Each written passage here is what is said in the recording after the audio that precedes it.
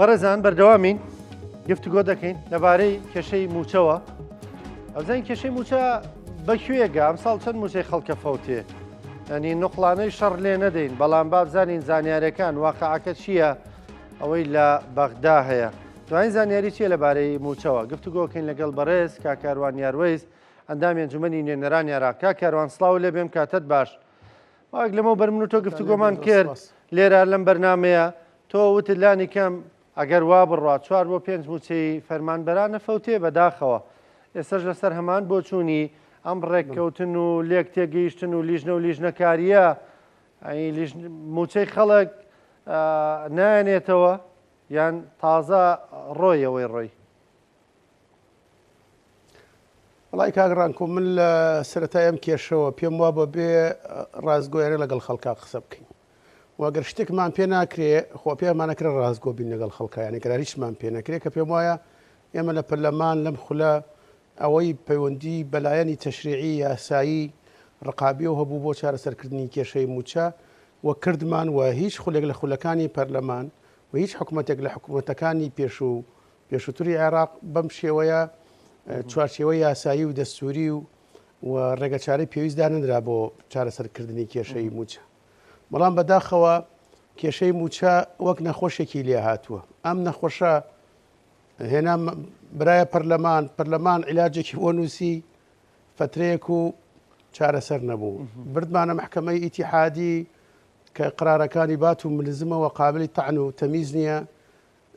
گرێکیۆرەکەی کردەوە بەداخەوە هەردوو لاوەکو پێویست پابند نەبوون بە قراری محکەمەی ئیتیحادیەوە. لە بینی هەردوو حکومەتە یعنی ماوەیەکی زۆر تاقەت پڕکێنەر بێزارکەر گفتوگۆ و دانوستان هەبوو، وەفدەکان و لژنەکان نەگەیشتنە ئەنجام. ئێستا هێنایەنێتەوە بەم دواییە ئەمە ئەبەن بۆ مەجلیسی دەولە کە مەجلیسی دەولە هیچی پێ ناکرێ و ئەرکەکەی تەنا تەفسیری قانونە لەوێش هیچ ناکرێ. ینی وەکو نەخۆشێکی لێ هاتووە چۆن بڵێ ئەم نەخۆشە ئەیبێتە لای چەندین دکتۆر چەندین جۆر دەرمانی بۆ تاقیەکەیتەوە نەتیجەی نابێ بێ هیوا ئەبی بەداخەوە وای لێ هاتۆ کێشەی موچە. یعنی ئێمە کە قراری محکەمەی ئیتیحادی دەستوری و قانونیەکەی جێبەجێ نەکرا، قانونی موازنە جێبەجێ نەکرا، بەم دوایە مەجلیسی دەولە ناتوانێت هیچ کار ڕاستیە. دەڵێ بۆ وەکو نەخۆشێکی لێ هاتووە بێ بۆ شوێنێت ئەمە چ جۆرە نەخۆشیە کە خۆگەر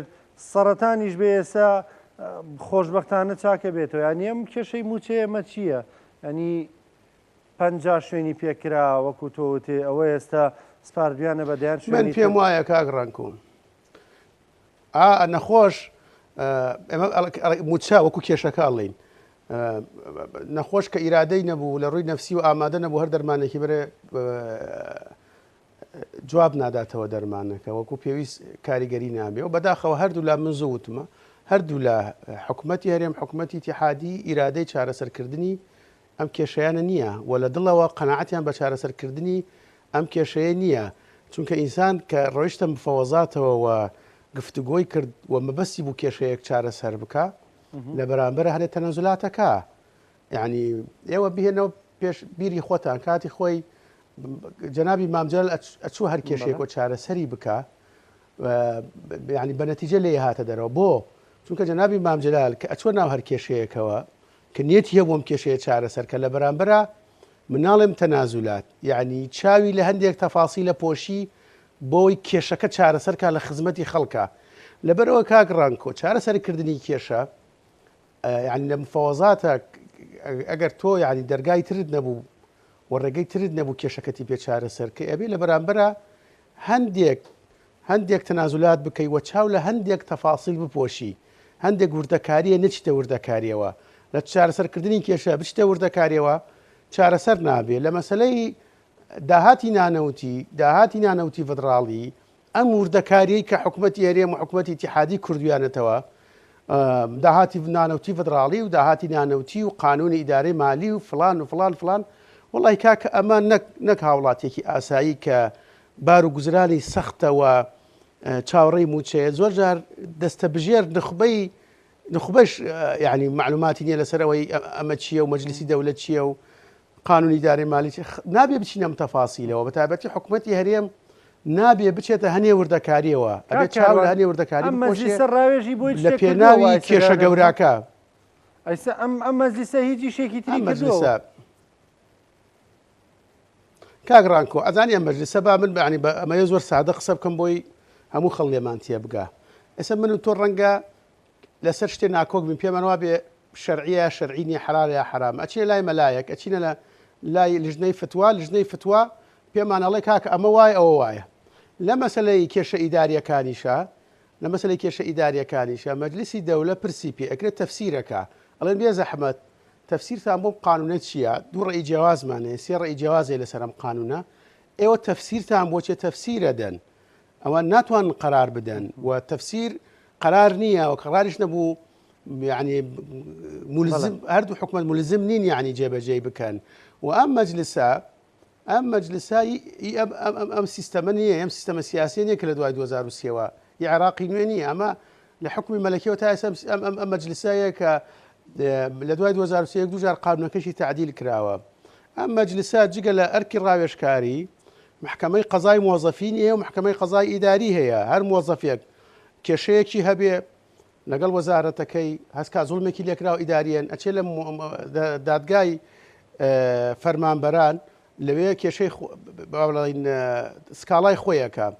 و محکمەی قەزای ئیداریش ئەوەیە کە کێشە ئیداریەکان ئەبەنە ئەوێەوە سەرۆکی دادگاکان و ئەندامانی ئەم ئەنجومەنە دادوەر نین یعنی خەڵکی ڕاوێژکارن یعنی ڕاوێژکاری قانونین و ڕاوێژکاری با بڵێن ئەو پسپۆریانەیە کە هەیە لەوێ من خۆم کاگڕانکۆ پێشترش ئەمە وتووە من لەسەر تەعنی قرارێکی مەجلیسی وزرام کرد مەجلیسی وزراش نەقرارێکی ڕئیسی مەجلیسی وزرام کرد ئێمە کاتی خۆی مدیرعامێکمان لەسەر مدیرعامێکی بە وەکالەتمان لەسەر گەندەڵی دەرکرد یعنی ئیمزامان کۆ کردەوە لە پەرلەمان و لەسەر ئەوەی ئێمە ئەو کێشانەی هەبوو لە سەریە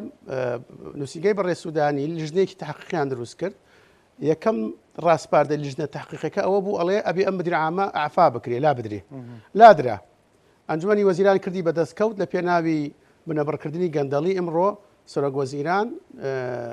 کۆنووسی لیژنەی تحقیقی لەسەر فڵان پەسەند کرد و فڵان لادرا دوای سێ مانگ ئەم مدیرعامەیان بە سەفخەیەکی گوماناوی هێنایەوە من چووم تانی قرارەکەم کرد و قرارەکەی ڕئیسی مەجلیسی وزرا هیچ بنەمایەکی یاساییتیان نەبوو و زۆر مخالەفاتی یاسایی و ئیداریتیا بوو بڕواکەی دوو مەحامی لەسەر خەت بوونە سێ چوار مانگ محکمەی قەزای ئیداری کە سەر بەم ئەنجومەنەیە دوای سێ مانگ نەیتوانی قرار لەسەر مدیرعامێکی لادراودا کە مدیرعامێکی بە وەکالەتش بووە ئێستا تۆ ئەتەوێ ئەم کێشە گەورایە کە بە عێراق و بە محکمەی ئیتیحادی و بە زەختی ئێران و ئەمریکا بەم هەموو ساڵە چارەسەر ناکرێت ئەم مەجلیسە بۆ چارەسەریکە کە ناتوانێت چارەسەریکە پێدوانیە بۆ کاتبەڕێکردن دراوە کاگڕانکۆ هەموو سێشەمەیەک ئێمە بەداخەوە خەڵکی کوردستان و ئێمەمانان دێینەوە بەغا وەکو هەڵلقەی درامای لاتووە کۆبوونەوەی ئەنجومەنی وەزیرانە پێش کۆبوونەوەی ئەنجومەنی وەزیران هەمووی ئەم هەفتەیە کە حەوت ڕۆژە کات نەماوە هەموو جارێک بێنە بەرچاو خۆتان بەیانی سبەی سێشەمەی ئەمڕۆ سێشەمەیە پێش کۆبوونەوەی ئەنجومەنی وەزیران کۆبوونەوەی مەجلیسی دەولەیە نەخێر کۆبوونەوەی هەردوو وەفدی حکوومەتە نەخێر کۆبوونەوەی لیژنەی وزاریە کە ئەنجومەنی وەزیران پێکی هێناوە بۆ ئەوی پێش کۆبوونەوەکە بەپەلە زوو راپۆرتێ بنووسن سەعادێک ببنە کۆبوونەوەی ئەنجومەنی وەزیرانەوەی بنە کۆبوونەوەی یا راپۆرتەکان پێ نووسرێ بەبێ نەتیجە ئەچن یاخ راپۆرتیان پێ نانووسرێ و ئەنجومەنی وەزیرانیش کەلعادە هەموو سێشەمەیەک لە خشتەی کارەکەی کاری کۆبنەوەکە موچەی هەرێمی کوردستانی تیان نییە یەکێک پێشنیازەکە لە وەزیرە کوردەکان فقڕی ئیزافەکەن و بەبێ قرار دێنە دەرەوە بەڕاستی کێشەکەوا چارەسەر ناکرێ ئەم کێشەیە محکمەی ئیتیحادی قراریدا بە قراری محکمەی ئیتیحادی چارەسەر نەکرا قانونی موازنە بە قانونی موازنە چارەسەر نەکرا کە ئەمانە قووەتی دەستوری یاساییان زۆر لە وەفدی حکومی زۆر لە وەفدی لیژنەی وزاری زۆر لە مەجلیسی دەولەش گەورەترە چارەسەر نەکرا بەداخەوە ئەگەر لە کاتی خۆیان قراراتی محکمەی ئیتیحادی لە مەسەلەی تەوتین ڕادەستکردنی داهاتی نانەوتی و التزاماتەکانی تر کە محکمەی ئیتیحادی کاگڕانکۆ بڕواکەی التزاماتی مالی زیاتر لەسەر حکوومەتی ئیتیحادی فەرز کردبوو تا حکوومەتی هەرێم حکومەتی هەرێم بەداخەوک پێویست نهاتە ژێرباری ئەمە و دواتر قانونی موازنە جێبەجێ نەکرا تعدیلی قانونی موازنەمان کرد بۆی نەوت بڕوا جێبەجێ نەکرا یعنی کێشەکە زۆر زۆر بەداخەوە ئەڵێم گەیشتونێتە حاڵەتێک کە بێ ئومێدیە یعنی نازانی بەرەو کوێ ئەچیە ئەم ڕاوغەیە و ئەم کات کوشتنە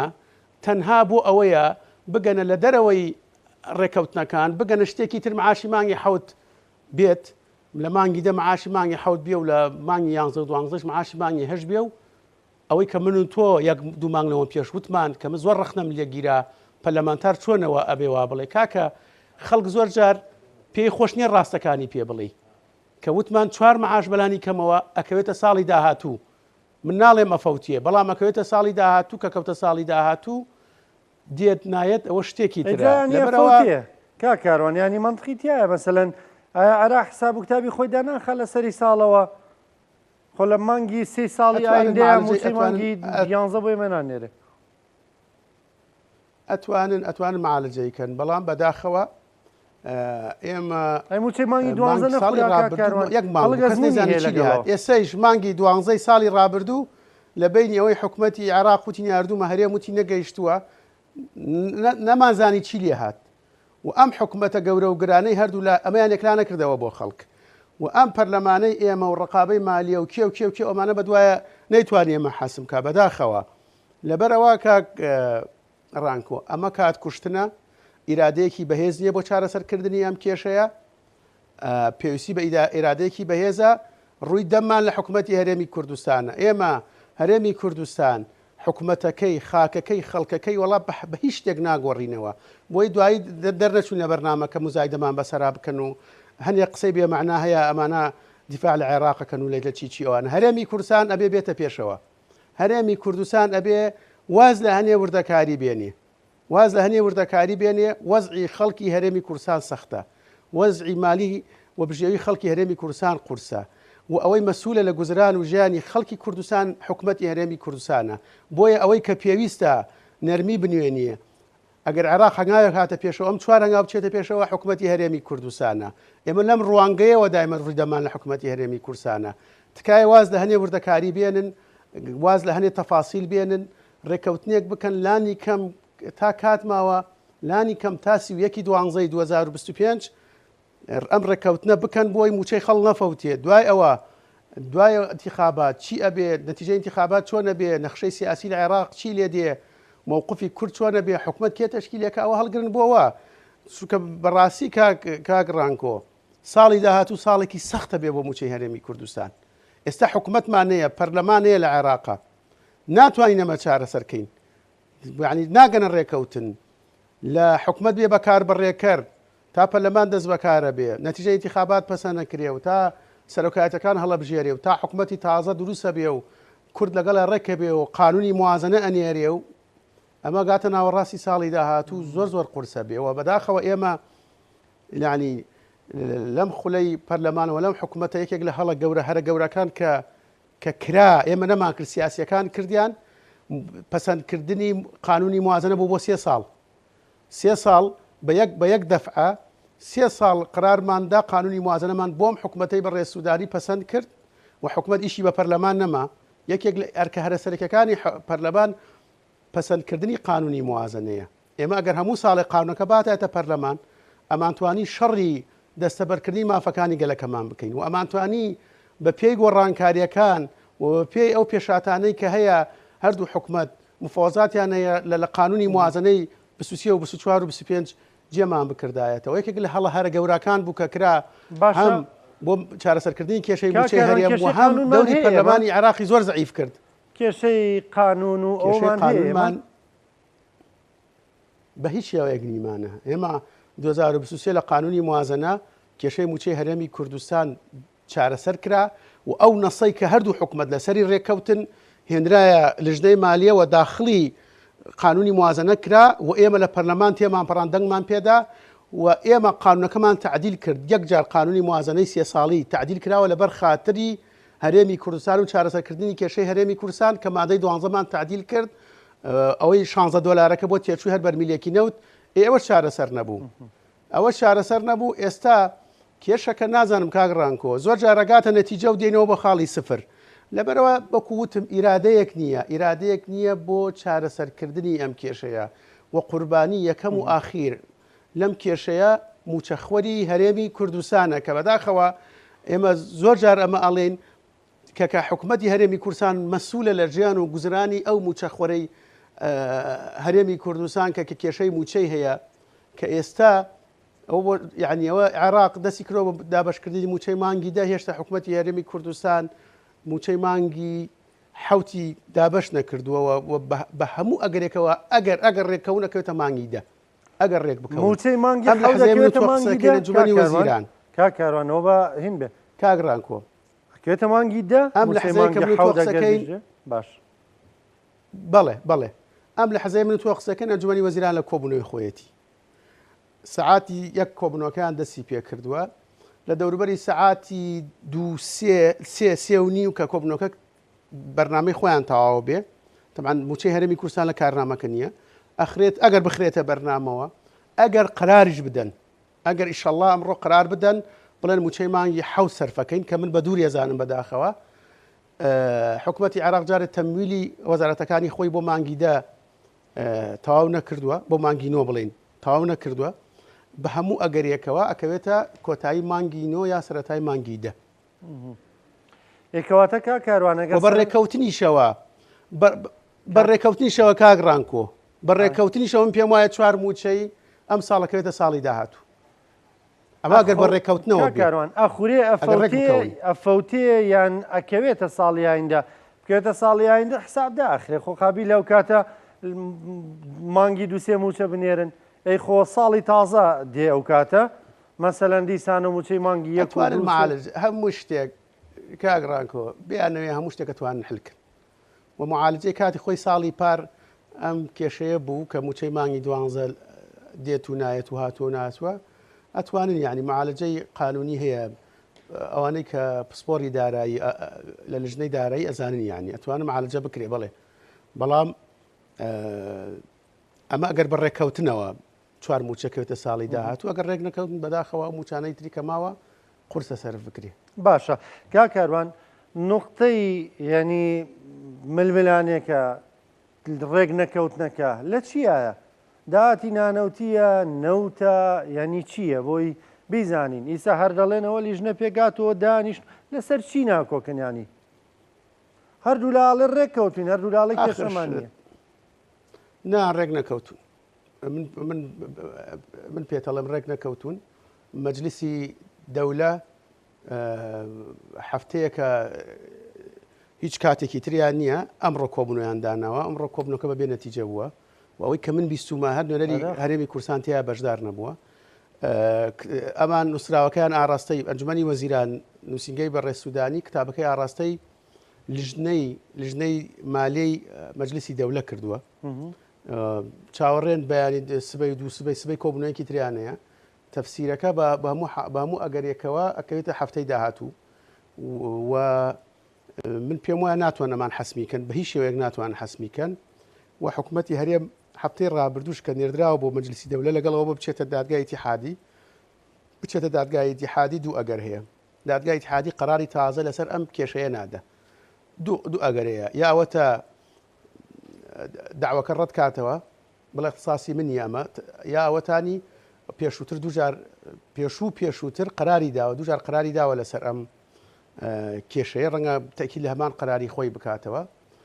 بچێتە کاتی ئەوێ بچێتە محکەمە ئیتیحادیش کاتێکی زۆرتری ئەوێ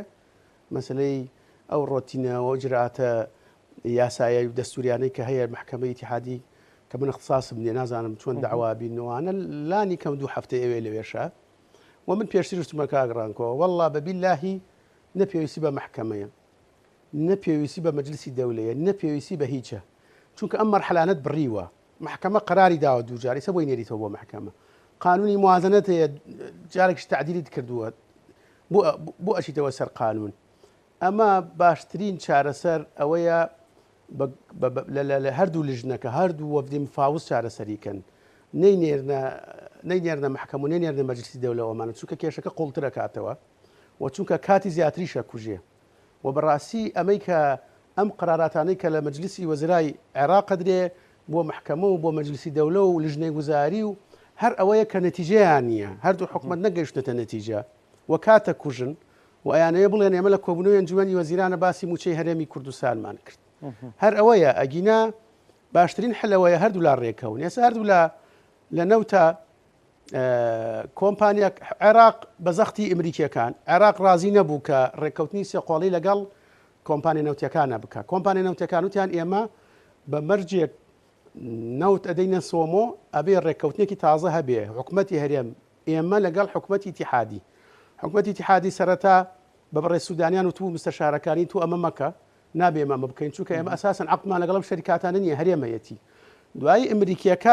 ئەمریکیەکان لەبەر خاتری کۆمپانیەکان کە کۆمپانیەکان بەشێکی زۆریان ئەمریکین زەختی لە عێراق کرد ئەم ڕێککەوتنە بکەن عێراق ڕازی بوو ئەم گرێ بەستە سێقۆڵێ بکە ئێستا لەسەر ناوەڕۆکەکەی ناکۆکن گەیشتنەتە بنبەست کۆمپانیەکان داواکەن حەقی پەنابردنە بەر محکەمەی تەحکیمیان هەبووە ئەگەر مافیان خورا ئەگەر کێشەیەکە بوو حەقیان هەبێ بچن لە محکەمەی تەحکیمی لە پاریز یاخود لە لەندەن شکاتکەن و داوای تعویزکەن حکومەتی عێراقی ساڵانی ڕابردوو دعوەیەکی زۆری دۆڕاندووە لە محکەمەی تەحکیمی لە مصر لە پاریز لە دوبەی لە ئەوانە کۆمپانیەکانی یعنی من جاری پێشوو باسم کە لە بەرنامەیەک لەگەڵ جەنابتە لە یەک کەیسا لە محکەمەیەکی تەحکیمی لە قاهیرە 927 ملیۆن دۆلاری دۆڕاندووە لە عەقدێکی بەسیتی کۆمپانیای فڕۆکەوانی عێراق ئێستا دەوڵەتی عێراق قراری داوە هەر گرێبەستێکەکە هەر عەقدێکەکە شەرتینی لێ دەرکە پەنابردنە بەر محکەمەی تەحکیمی لە دەرەوەی وڵات عێراق لێ وەرە لە ناوخۆی عێراق شکاتکە کۆمپانیەکان ئەڵێ نەخێر ئێمە ڕازی نابین محکەمەی تەحکیمەکە لە عێراق بێ ئەبێ حەقمانە بێ پەنابەی لەبەر محکەمەی تەحکیمی لەندەن یا پاریز یار ئینەکی ترکە هەیە وڵاتێکی ترکە هەیە عێراق بەمە ڕازی نەبووە دواتر عێراق پێشنیازی کردو توێتی ئەو بەشەی کە کۆمپانیەکان بەرهەمێهێنن وازی لێ بێنن خۆتان بەشە خۆماڵەکە کە حکومەتی هەرێم چەندتانەیە تەسلیمی ئێمە بکەن پەنجای لێ دەرکەن بۆ خۆتان باقیەکەی بدەن بە ئێمە کە من پێم وایە هەرێمی کوردستان نزیکەی بەشە خۆماڵەکە ئەتوانێت نزیکەی 200,000 بەرمیل ڕۆژانە بەرهەم بهێنی وتێتی ئەوەی بن بە ئێمە بەشی خۆتانی لێ دەرکەن 50,000 بەرمیلەکە بۆ بەکارهێنانی ناوخۆی باقیەکەی بدەن بە ئێمە ماوەتەوە سەر داهاتی نانەوتی کە ئایا لە 120 میلیارەکە بەردەوام بن حکومەتی هەرێم 120 میلیارد ماڭانە بداتە عێراق یاخود نەخێر بچنەوە سەر قانونەکە و بەپێ قانونەکە ئەوەی کە هەرێمەڵێ من 150 داهاتی نانەوتی فەدراڵێ دەم عێراق بێنە خێر هی هەموو داهاتی نانەوتیم بیتێ 150کە بشنەوە سەرەوە ئەوەش ماوە ئەو کێشەیەش ماوە لەبەرەوە من پێم وایە کاک ڕانکۆ ئیرادە هەبێ کێشەکە چارەسەرەکرێ یا قراری ئەوێ نە لژنە نە پێویستیان بە تەفسیری قانونی هەیە شکر هەردوو لا بەشەوە خەڵکی قانونیان نێت تێبگەن ئەم قانونە چی ئەڵێ بۆچی نێرن بۆ مەجلیسی دەولە کاتێکی زیاتر و ڕۆتیناتی زیاتر و ئەوانە ئەگەر قرارێک هەبێ هەردوو لا ئەتوانن ڕێکەون ئێمە ڕووی دەمان لە حکومەتی هەرێمی کوردستانە حکومەتی هەرێمی کوردستان تکایە واز هەنێ تەفاسیل بێنە کاک ڕانکۆ هەمومان تووشی کێشە بووین هەمومان کە مەسوول بووینە لە دائیرەیەکە مەسوول بووینە لە عایلەکەمان کە تووشی کێشەیەک بووین کە تووشی ئەزمەیەک بووین هەندێک جار وازمان لە چاومان پۆشیوە لە هەنێ تەفاسیل وتمانە با کێشە گەورەکە چارەسەر ببێ حکومەتی هەرێم ئەبێت چاو لە هەنێ تەفاسیل بپۆشێ ئەگەر ئەڵێ عێراق بیانوم پێگرێ ئێمە لە قۆناغی مفەوەزاتین نە قۆناغی مفەوەزات هەردوو لانی دانوستانکار بیانوو بە یەکەگرن بۆ ئەوەی مەراوغە بکەن بۆی مەڕافی دەستخۆش یەکتری زەعیفکەن ئەگەر ئەمە ڕێککەوتن ڕۆیشتە سەر وەرەقا مۆر کرا ئیمزا کرا لە دەرەوەی ئەم وەرەقەیە کە مۆر و ئیمزا کراوم ڕێککەوتنە حکومەتی ئیتیحادی بیانووی گرت لە دەرەوەی ئەم ڕێککەوتنە لە حکومەتی هەرێم ئەو کاتە حکومەتی هەرێم هەر قرارێکەدا حکومەتی هەرێم ڕاستەکە ئێمە لەگەڵ یاین بەڵام ئەوەی کە ئێستا هەیە فەرمون بابی خینە سەر وەرەقە با ئیمزا بکرێ و با خەڵک نەجاتی بێ لەم کێشانە لانی کەم کاک ڕانکۆ بۆ 6 مانگە ماوە نەفەوتێ چونکە بەڕاستی وەکەوتم ساڵی داهاتوو ساڵێکی سەختە بێ بۆ مەسلەی موچەوە بۆ چارەسەرکردنی کێشەکان کێشەدارەکان لە نێوان هەرێم و لە نێوان حکومەتی ئیتیحادی بەڕێز کاکاروان یاروەیس ئەندامی ئەنجومەنی نوێنەرانی عێراق سپاس دەکەم هەموو جار گفتوگۆکەمان نەتیجەکەی ڕەشبینە ناکەوێتەوە بەڵام بەداخەوە واقعیانەیە یعنی واقعەکە ئەوەیە خۆ ناچینانی لە خەڵکی بشارینەوە سپاس دەکەم سپاس بۆ بەشداریکردنت سپاس بۆ ڕوونکردنەوەکانت خۆشەویستان بە یارمەتی ئەو کارانە بەرنامەی پرسی ڕۆژتان پێشکەشکرا تا پێتان ئەگەینەوە کاتێکی خۆش.